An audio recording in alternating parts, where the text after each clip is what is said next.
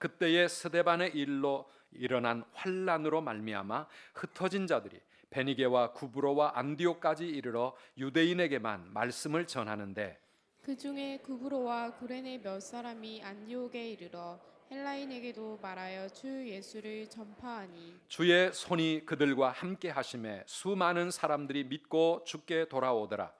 예루살렘 교회가 이 사람들의 소문을 듣고 바나바를 안디옥까지 보내니, 그가 이르러 하나님의 은혜를 보고 기뻐하여 모든 사람에게 굳건한 마음으로 주와 함께 머물러 있으라 권하니, 바나바는 착한 사람이요 성령과 믿음이 충만한 사람이라.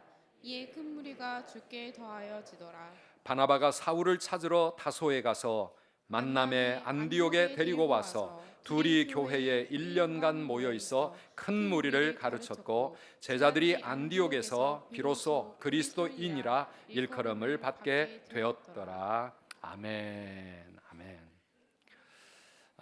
2019년이 황금돼지해라고, 황금돼지해라고 사람들이 엄청난 기대를 했습니다. 인생의 대박을 터뜨려 보겠다고 로또도 살려고 그러고, 그 다음에 아이도 낳으려고 그러고, 사업도 새롭게 시작해 보려고 하고, 그런 기대를 가지고 시작했던 한 해였지만 지난 한 해 정말 힘들게 지나온 것 같습니다. 해마다 연말이 되면 우리 한국 교수님들이 그 한 해를 마무리하는 사자성어를 선정을 합니다. 교수 신문을 보니까 올해의 사자성어로 선정된 단어가 있습니다. 뭔지 혹시 아십니까? 화면에 보면 공명지조라 하는 이 사자성어를 선택했습니다. 공명지조라는 이 말은 머리가 둘 달려 있어서 공동 운명으로 살아야 될 새를 말하고 있습니다. 머리가 둘 달려서 한 몸을 이루고 있으면 그 두 머리가 서로 사랑하고 서로 배려하고 서로 하나가 되어서 나가면 얼마나 좋았겠습니까? 그런데 이 두 머리가 서로 시기하고 질투하고 미워하고 맨날 싸우는 거예요.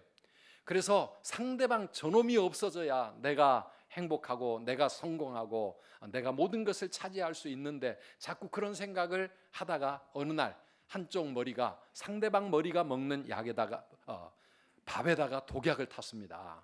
그래가 어떻게 됐을까요? 독약을 먹고 새가 죽었습니다. 상대방 머리만 죽은 게 아니라 같이 죽은 겁니다. 이게 이제 공명지조라는 의미입니다. 우리나라가 지금 꼭 그런 형국입니다. 보수와 진보, 여야가 두 머리로 우리나라를 잘 서로 협력하면서 서로 보완해가면서 이끌어가면 얼마나 좋겠습니까? 그런데 정치인들이 앞장서서 싸우고 국민들이 함께 참 그 분열된 그런 이 양극화된 그런 이념 속에서 함께 전쟁을 하면서 국회도 싸우고 거리에 나가서도 싸우고 있습니다. 우리 교회는 목장 모임이나 전도회 모임에서 절대 정치 얘기는 하지 말아라. 왜냐하면 정치 얘기만 나왔다 하면 우리 안에서도 서로 끝까지 다툼이 일어날 수밖에 없기 때문입니다. 경제가 엉망이 되고 사업하는 사람도 너무 힘들고 또 우리 일하는 직장인들도 정말 힘들게 살아왔습니다. 기도해야 될 때인 줄 믿습니다. 우리나라의 이런 상황 속에서 안보도 또 국방도 외교도 여러 가지 어려움에 겹쳐 있습니다. 이런 혼란 속에서 하나님이 우리나라를 지켜주시고 또 우리 국민들의 마음이 하루속히 하나가 되어 새해 2020년에는 우리가 희망을 품고 힘차게 달려갈 수 있으면 좋겠어요. 그런데 이 세상 살기가 힘드니까, 사회가 힘드니까 신앙생활도 같이 힘들어집니다. 직장 생활도 시간이 다 막 이상하게 돌아가가지고 스케줄로 근무하다 보니 예배 시간 맞추기도 힘들고, 살기 힘드니까 주일 성수도 힘들어지고, 말씀대로 믿음으로 예배자로 살아가는 게 얼마나 힘든 시대인지 모릅니다. 그런데 우리만 그런 게 아닙니다. 사도행전을 읽어보면 교회가 이 세상에 태어나서 교회가 이렇게 성장해가는 모든 과정이 다 환란의 시기요 어려운 고난의 때였습니다. 로마의 압제 속에 살고 있어서 가난하고 부자유한 시대이기도 했지만은 무엇보다도 극심한 박해, 이 핍박의 시대를 이 초대교회는 이기며 가야 했습니다. 사도행전 7장을 읽어보면 첫 순교자 스데반의 이야기가 나옵니다. 스데반이 예수님 전하다가 돌에 맞아 죽습니다. 스데반 한 사람만 그렇게 순교의 제물이 된 것이 아니라 그 스데반의 일 때문에 온 예루살렘에 아주 무서운 핍박이 시작이 되는데요. 사도행전 8장 1절을 보면 이렇게 나와 있습니다. 그날에 예루살렘에 있는 교회에 큰 박해가 있어 사도 외에는 다 유대와 사마리아 모든 땅으로 흩어지니라 그랬습니다. 함께 믿음의 공동체를 이루던 성도들이 다 뿔뿔이 흩어질 수밖에 없는 그런 상황이 되었습니다.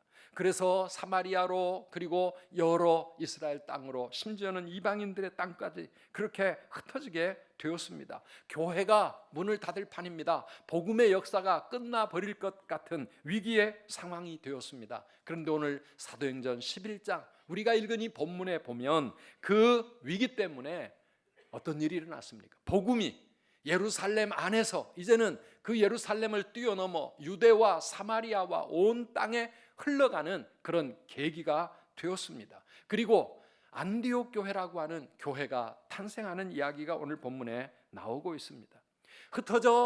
흩어져서 믿음을 지키려고 했던 그 사람들이 이방 땅에 세웠던 이 안디옥 교회는 예루살렘 모교회를 능가하는 그런 위대한 교회, 하나님 앞에 쓰임받는 교회, 사도행전 후반부의 역사를 이끌어가는 그런 하나님의 놀라운 축복을 받는 교회가 되었습니다. 오늘 우리 분립하는 청라 선두교회가 그런 교회가 되기를 주의 이름으로 축복합니다. 우리 선두교회도 계속해서 그런 교회가 되어야 되겠습니다. 그들은 환난의 때를 도리어 놀라운 은혜와 축복으로 바꾸어 나간 사람들이라고 할 수 있습니다. 환난 속에서도 하나님의 뜻이 있고 그 하나님의 뜻이 이루어져 가는 모습을 우리가 오늘 본문에서 읽어볼 수가 있습니다. 오늘 본문의 말씀의 제목인데요, 우리 함께 따라해 봅시다. 환난 속에서 이루어지는 하나님의 뜻. 환난 속에서 이루어지는 하나님의 뜻. 환난 중에도 이루어져 가는 하나님의 뜻이 있다라고 하는 것입니다. 우리 개인적인 삶의 문제와 인생의 고난들이 있습니다. 이 사회가 함께 겪어가는 우리 시대의 아픔과 시대의 고난이 있습니다. 이러한 때에 이 환난을 통해 하나님의 뜻이 어떻게 이루어져 가는지 먼저 우리가 생각할 것은 환난을 통해 참된 믿음이 세워진다라고 하는 사실입니다. 우리의 고난과 환난 속에서 우리의 믿음이 정금과 같이 순수한 믿음, 참된 믿음, 정말 강한 믿음으로 그렇게 연단되어지는 것입니다. 물론 모든 고난과 모든 환난이 자동적으로 우리에게 축복이 되고 유익이 되는 것은 아닙니다. 그 고난을, 그 문제를 우리가 믿음으로 대응해 나갈 때 그 환난은 도리어 하나님의 뜻을 이루게 된다는 것이죠. 오늘 이 사도행전의 초대교회 성도들은 환난 속에서 그들은 신앙을 포기하지 않았습니다. 예수 믿으면 핍박을 받고 예수 믿으면 스데반처럼 죽임을 당하는 그런 무서운 시대가 되었을 때 그 박해를 피할 수 있는 방법은 무엇일까요? 신앙을 포기하면 그러면 아무 문제가 안 생기지 않겠습니까? 그런데 그들은 신앙을 포기하지 않기 위하여 도리어 다른 모든 것들을 포기했습니다. 자신들이 안정된 삶을 살던 그 땅을 떠나서 새로운 곳으로 이사를 가게 된 것입니다. 우리 이 말씀을 생각하다 보면 6.25 사변과 한국 전쟁을 통해서 북한에서 남한으로 피난 왔던 우리 이북 성도들 생각이 나지 않습니까? 그 공산 치하에서 도저히 더 이상 신앙생활을 할 수 없는 그런 공산 국가가 되고 나니까 거기서 예수 믿던 사람들이 다 남쪽으로 피난 왔습니다. 그리고 이곳에 영락교회를 비롯한 곳곳에 교회를 세우고 그 피난민들이, 그 이북 성도들이 이곳에서 신앙생활을 할 때 그들의 신앙은 우리들의 신앙과 여러분 다르게 느껴지지 않습니까? 우리 교회 성도님들 중에서도 이북 성도가 계시는데요, 정말 확실합니다. 강한 신앙, 분명한 신앙, 참된 하나님 중심의 그런 신앙을 갖고 살아가는 것을 볼 수가 있습니다. 환난과 고난의 때 하나님 앞에 원망하고 불평하고 그리고 신앙을 포기하는 것이 아니라 자신의 신앙을 지켜나갈 뿐만 아니라 그들은 한 걸음 더 나아가서 하나님께서 주신 사명까지 감당하면서 그 핍박과 고난 속에서도 도리어 복음을 전하는 전도자로 살아갔던 것을 오늘 본문이 말하고 있습니다. 우리 19절 말씀 함께 읽어봅니다. 그때에 스데반의 일로 일어난 환난으로 말미암아 흩어진 자들이 베니게와 구브로와 안디옥까지 이르러 유대인에게만 말씀을 전하는데, 흩어져 살게 되는 이 사람들이 뭘 했다고요? 가서 복음을 전한 거예요. 처음에는 유대인에게만 복음을 전하더니 20절 말씀 보니까 헬라인에게도 이방인들에게도 복음을 전하기 시작한 것입니다. 우리가 보통 신앙생활 하다가 예수 좀 믿어볼까 했다가 조금 열심히 신앙생활 해볼까 하다가 우리의 삶에 환난이 생기고 고난이 닥치면 보통 사람들은 하나님 앞에서 믿음이 흔들립니다. 그래, 열심히 해봐야 소용없지, 예수 믿어봐야 소용없지, 하나님 어디 계셔? 믿음이 약해지고 하나님 앞에 불평하고 원망하기 시작합니다. 그런데요, 오늘 이 사도행전의 성도들은 그렇게 가는 것이 아니라 자신의 믿음을 지키기 위하여 자신의 삶의 터전을 떠났을 뿐만 아니라 떠나간 그곳에서 하나님 앞에 주신 사명 따라 복음을 전하는 그런 전도자가 되었다라고 하는 것이죠. 예수 믿으면 복 받습니다, 잘 됩니다, 이런 메시지가 아니라 핍박이 오고 고난이 닥치고 우리의 삶에 어떤 문제가 생긴다 할지라도 이 길이, 예수 믿는 이 길이 생명의 길이고 진리의 길이고 우리가 모두가 가야 할, 진정으로 모든 사람들이 가야 할 참된 길이라고 하고 그들은 그렇게 전하고 자신들의 삶을 통해서 보여준 것입니다. 그런 사람들에게 고난은 도리어 유익이 되고 하나님의 놀라운 뜻과 섭리가 이루어지게 되는 줄을 믿습니다. 우리도 지난 1년 동안 참 힘겨운 고난의 광야길을 걸어 오셨습니다. 우리가 그 광야의 인생길, 왜 하나님은 우리를 고달픈 광야의 길을 걷게 하십니까? 신명기 8장 2절에 보면 이스라엘 백성들 40년 광야길을 걷게 하시는 하나님의 뜻이 무엇인지를 말씀합니다. 우리 함께 읽어보시겠습니까? 내 하나님 여호와께서 이 40년 동안에 내게 광야길을 걷게 하신 것을 기억하라. 이는 너를 낮추시며 너를 시험하사 내 마음이 어떠한지 그 명령을 지키는지 지키지 않는지 알려 하심이라. 아멘. 광야의 길, 그 힘든 고난의 길을 걷게 하시는 이유가 무엇이냐? 우리를 낮추시고 하나님만 전적으로 의지하는 믿음의 사람으로 만드시고 우리의 믿음이 정말 순수한 믿음인지, 하나님을 경외하는 믿음인지, 말씀에 순종하는 믿음인지 우리의 믿음을 시험하시기 위하여, 테스트하시기 위하여 광야의 길을 걷게 하셨다고 말씀합니다. 이 시험에서 통과한 사람들은 가나안 땅 젖과 꿀이 흐르는 축복의 땅을 들어갈 자격이 되는 것이고, 이 시험을 패스하지 못하면 광야의 인생으로 끝날 수밖에 없는 그런 것이 바로 하나님이 이 고난의 광야 속에서 우리의 믿음을 시험하신다라고 하는 말씀의 의미입니다. 욥기 23장 10절 말씀에 보면 욥은 언제 끝날지 모르는 그 깜깜한 고난의 터널 속에서 방황하면서 그가 하나님 앞에 이런 고백을 합니다. 같이 한번 읽어보실까요? 그러나 내가 가는 길을 그가 아시나니 그가 나를 단련하신 후에는 내가 순금같이 되어 나오리라. 아멘. 우리는 우리의 길을 모릅니다. 우리의 앞날이 어떻게 진행될지, 우리 자녀들의 미래가 어떻게 될지, 교회가 어떻게 될지 우리의 미래는 알 수 없지만 그러나 저 위에 계시는 그분은 내 길을 아시나니 그가 나를 단련하신 후에는 When he has tested me, 하나님이 나를 테스트하신 후에는 내가 순금과 같이 되어 나오게 될 것이다. 하나님께서 오늘 우리의 환난 속에서 우리를 정금으로 빚어가고 계시는 줄 믿습니다. 그러니 이 환난의 때에 우리는 견뎌야 하고 또 믿음으로 이겨야 하고 하나님 앞에 더 겸손히 기도하면서 우리 주님을 붙잡아야 될 줄 믿습니다. 그래서 환난은 우리의 신앙을 더 정결하게, 참되게, 순수하게 만들고 더 강하게 그렇게 만들어 가는데, 사랑하는 성도 여러분, 지난 한 해의 모든 환난이 우리의 믿음을 더 정금처럼 빛나게 하실 줄 믿습니다. 우리 그렇게 살아야 됩니다. 아멘이시죠? 예, 그렇습니다. 한 걸음 더 나아가면 이 환난 속에서 건강한 교회가 세워집니다. 위대한 교회가 탄생하게 되는 것입니다. 안디옥 교회가 바로 그런 큰 믿음, 온전한 믿음을 갖춘 사람들이 세웠던 교회였습니다. 우리 청라 선두교회, 그런 교회 되기를 축복합니다. 우리 선두교회도 그런 교회가 되어야 합니다. 어디든지 기초 멤버들이 아주 중요하지 않습니까? 교회도 그렇고 목장도 그렇고 우리 전도회도 그렇고 기본 멤버들, 기초 멤버들, 또 특별히 개척 멤버들, 시작하는 멤버들이 어떤 사람인가, 그 공동체를 누가 끌고 가느냐에 따라서 그 미래가 굉장히 달라집니다.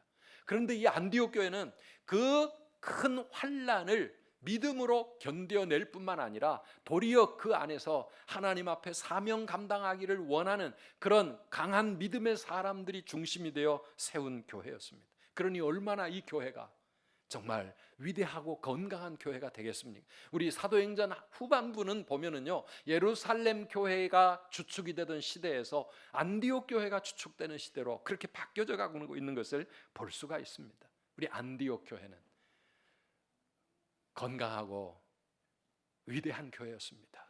누가 그런 교회를 만들어 갔습니까? 좋은 일꾼들이 있었기 때문입니다. 오늘 본문에 보면 첫 번째로 나오는 사람이 바나바라고 하는 사람이 나옵니다. 이 바나바는 예루살렘 모교회가 안디옥에 시작되는 새 교회를 위해 파송해 준 담임 목사와 같은 그런 사람이었는데요. 우리 22절부터 24절까지 같이 읽어 보실까요? 예루살렘 교회가 이 사람들의 소문을 듣고 바나바를 안디옥까지 보내니 그가 이르러 하나님의 은혜를 보고 기뻐하여 모든 사람에게 굳건한 마음으로 주와 함께 머물러 있으라 권하니 바나바는 착한 사람이요 성령과 믿음이 충만한 사람이라 이에 큰 무리가 주께 더하여 지더라. 아멘. 바나바는 착한 사람이요 성령과 믿음이 충만한 사람이라. 저는 제 자신도 그렇고 이시영 목사님도 그렇고 우리 모든 이 시대의 목회자들이 바나바와 같기를 간절히 바랍니다. 정말 착한 사람, 성령과 믿음이 충만한 사람, 그런 사람들이 세워나가는 교회. 아니 목사만 그런 것이 아니라 장로님들이 그런 사람들이 되고 우리 권사님들, 안수 집사님들, 집사님들, 모든 성도님들이 그런 사람들이 이루어가는 교회, 그런 교회는 안디옥 교회처럼 정말 위대한 교회, 건강한 교회, 좋은 교회가 되지 않겠습니까?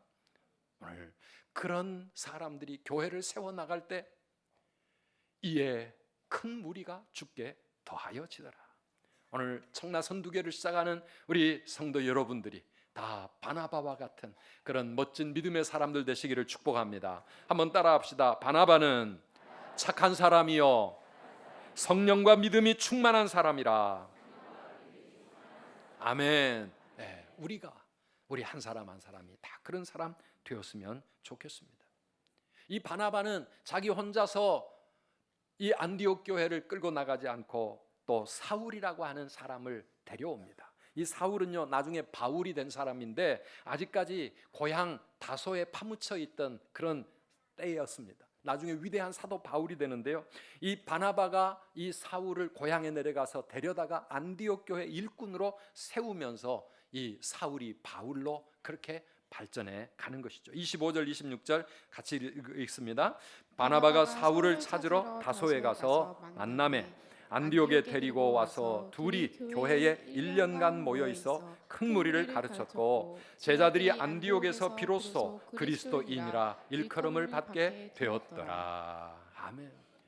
바나바와 사울이 함께 온 성도들을 말씀으로 꾸준히 가르치고 양육하니까 이 안디옥 교회 성도들이 좋은 믿음의 일꾼들로 그렇게 믿음이 성장해 가기 시작하고 마침내 세상 사람들이 바로 그 안디옥 교회 성도들을 가리켜 그리스도인이라, 크리스찬이라고 하는 그 이름, 그 새로운 별명, 새로운 단어가 만들어지기 시작했다라고 하는 것입니다. 사랑하는 여러분, 좋은 교회, 건강한 교회는요 무슨 어떤 큰 행사나 이벤트 가지고 만들어지는 게 아닙니다. 우리가 열심히 전도하고 말씀으로 양육하고 훈련할 때 건강한 교회, 든든한 교회가 세워지는 줄 믿습니다. 한 사람 한 사람이, 우리 모든 성도들이 다 그렇게 말씀 위에 든든히 서서 바나바와 같은 좋은 그런 하나님의 일꾼으로 세워져 갈 때 우리 교회가 좋은 교회가 되고 든든한 교회, 쓰임받는 교회가 될 줄 믿습니다. 감사한 것은 우리 선두교회가 얼마나 우리 온 교역자들이 함께 목회팀이 되어서 전도하며 양육과 훈련으로 제자를 세우기 위해 애쓰고 있습니다. 얼마나 감사한지 모릅니다. 우리 그리스도인이라고 하는 그런 이름을 우리가 부끄럽지 않게 다 우리 이름표로 달고 살았으면 좋겠습니다. 그리스도인이 뭡니까? 그리스도의 사람이라는 뜻입니다. 예수의 사람이요, 예수 닮은 사람이요, 정말 이 시대에 참으로 신실하게 믿을 수 있는 그리스도의 제자라는 그런 뜻 아니겠습니까? 우리 모두가 다 진정한 그리스도인으로 살아가야 될 줄 믿습니다. 우리 청라의 성도들과 우리 온 선두 가족들 다 그렇게 되셔야 합니다. 오늘이 2019년 보내는 마지막 주일인데 또 우리가 며칠 후면 2020년을 맞이하게 되고 육신의 나이가 하나씩 올라가게 되는데 중요한 것은 우리 신앙의 나이는 어떻게 되고 있는가 하는 것입니다. 오늘 오후 예배 때 주일학교 수료식 하면서 한 학년씩 진급하고 한 부서씩 올라가는데 우리 믿음은 과연 한 해가 지나가면서 내 신앙의 나이도 그만큼 성숙해 가고 있는가 하는 것입니다. 여러분, 늙어가지 마시고 성숙해 가시기를 축복합니다. 시간이 흐르고 세월이 지나도 여전히 어린아이의 모습으로 유치원생 신앙으로 그대로 머물러 있지 마시고 우리의 나이에 걸맞는 그런 성숙한 하나님의 일꾼들로 자라가야 될 줄 믿습니다. 요즘 우리 신앙생활을 하는 거 가만히 보면은요, 정말 좀 굳건한 믿음이 세워지면 좋겠어요. 직장에 무슨 일이 생기고 가정에 무슨 일이 생기고 내 삶에 무슨 일이 생기면 제일 먼저 포기하는 게 신앙생활입니다. 제일 먼저 접어버리는 게 교회 가는 거, 예배 드리는 거, 훈련 받는 거. 조금 바쁘면 예배 까먹고, 조금 힘들면 무슨 일 생기면 그러면 그냥 예배 통과하고. 사랑하는 여러분, 신앙생활은 영적 싸움 아닙니까? 영적 전쟁입니다. 이 마귀와 싸우는 그런 삶이 우리 신앙생활이고요. 세상과 싸우고 죄와 유혹과 싸워야 됩니다. 무슨 일이 있을지라도 내가 여기서 내 믿음을 지키기 위해서 어떻게 해야 될 것인가? 하나님 앞에서 그렇게 정말 군사의 마음을 가지고 세상을 싸워 이겨야 되는데 우리는 쉽게 다 양보해버려요. 요즘 우리 현대 교회 성도들 다 그냥 양보해버려요. 그래서 세상에 맞추고, 그래서 삶에 맞추고, 그러니 신앙이 제대로 세워지지 못하는 것이고, 그런 모습으로 우리 어른들이 신앙생활 하니까 우리 자녀들은 더욱더 이 시대의 물결 속에 휩쓸려 가버리고 있지 않습니까? 사랑하는 우리 성도 여러분, 초대교회 성도들처럼 핍박이 오고 문제가 생기고 어려움이 있어도 그 모든 것들과 싸워 오히려 그것들을 이기고 우리 하나님 앞에서 내 믿음을 견고히 세우고 내 사명 끝까지 감당하고 우리 하나님이 기뻐하시는 그런 좋은 일꾼으로 말씀 따라 예배자로 든든히 세워지는 우리 모든 성도님들 다 되시기를 축원합니다. 만약에 초대교회 같은 핍박이 이 시대에 일어난다고 하면 우리 여기 있는 성도님들 중에 끝까지 믿음 지키고 하나님 앞에 믿음으로 생명까지 걸 수 있는 사람 몇 명이나 될까?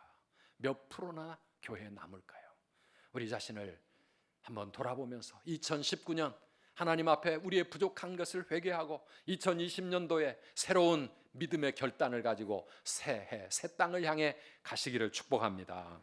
그런데요, 이 모든 안디옥 교회에서 일어나는 이 흩어진 사람들을 통하여 이루어져가는 하나님의 이 모든 역사, 그것은 단순히 안디옥 교회 성도들만의 열심과 헌신으로 된 것이 아니고 사실은 그 환난 속에서 빛나는 하나님의 은혜가 있었기 때문에 가능했던 일입니다. 모든 것이 하나님의 은혜로 되어졌다는 것이죠. 우리 21절 말씀 함께 읽어보시겠습니까?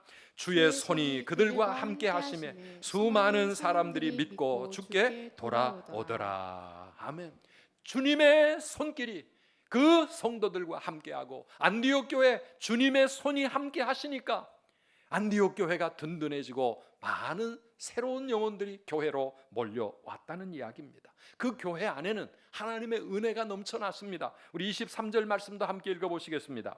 그가 이르러 하나님의 은혜를 보고 기뻐하여 모든 사람에게 굳건한 마음으로 주와 함께 머물러 있으라 권하니. 바나바가 안디옥 교회에 와보니까 이 안디옥 교회에 뭐가 있다고요? 하나님의 은혜가 있다고요. 하나님의 은혜를 보았다는 이야기입니다. 사랑하는 여러분, 이 교회 흩어져 가지고 피난온 사람들이 세운 교회였습니다. 얼마나 가난하고 얼마나 힘든 사람들이었겠습니까?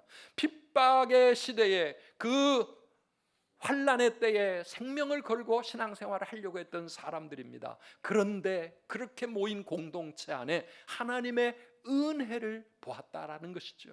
이것이 놀라운 것입니다. 사랑하는 성도 여러분, 우리 교회 안에도 하나님의 은혜가 있는 줄 믿습니다.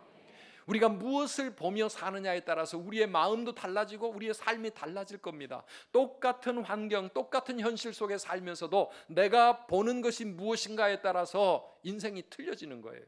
광야의 길을 가면서 광야에 고달픈 것, 물이 없고 길이 없고 낮에는 덥고 밤에는 춥고 모든 게 힘들고 고달픈 거, 이것만 보고 가는 사람은 그 광야의 길이 죽을 길이에요. 정말 죽을 고생하는 겁니다. 그러나 그 광야를 살아가면서도 아침마다 내려주시는 하늘의 만나를 보며 하나님이 나에게 채워주시는 하늘 양식을 먹고 저녁마다 날아오는 메추라기를 보며 하나님의 놀라운 기적을 체험하고 낮에는 구름 기둥으로 우리의 길 인도하시고 밤에는 불 기둥으로 우리와 함께 하시는 그 하나님을 바라보는 사람은 똑같은 길을 가면서도 하나님의 은혜를 감사하며 고백하게 될 줄 믿습니다. 우리가 살아가는 현실 속에서 내가 무엇을 보고 있는가? 여러분, 고난과 환난만 보면은요, 우리 마음이 힘들어져요. 그래서 기쁨도 사라지고 감사도 사라지고 불평과 원망이 우리 마음을 어두운 먹구름으로 채울 겁니다. 그러나 그 상황 속에서도 하나님의 은혜와 하나님의 사랑과 십자가 구원의 축복을 생각하게 되면은 우리의 마음에 하나님의 놀라운 사랑이 느껴지고, 그래서 우리 마음이 빛나게 되고 기쁨과 감사로 행복해지지 않겠습니까? 우리는 어떻게 세상을 살아가고 있습니까? 지난 주간에 이 말씀을 준비하는데 어느 날 아침 병상에 계시는 어느 성도님이 저에게 문자를 보내셨습니다. 그런데 그 문자에 제 마음이 녹았습니다. 문자의 내용은 이것이었습니다. 아, 하나님의 은혜로 이 쓸데없는 자 왜 구속하여 주는지, 하나님의 사랑에 주체할 수 없이 흐르는 눈물 속에 밤을 지내고 벅찬 가슴으로 몇 자 올립니다. 너무 감사합니다. 너무 사랑합니다.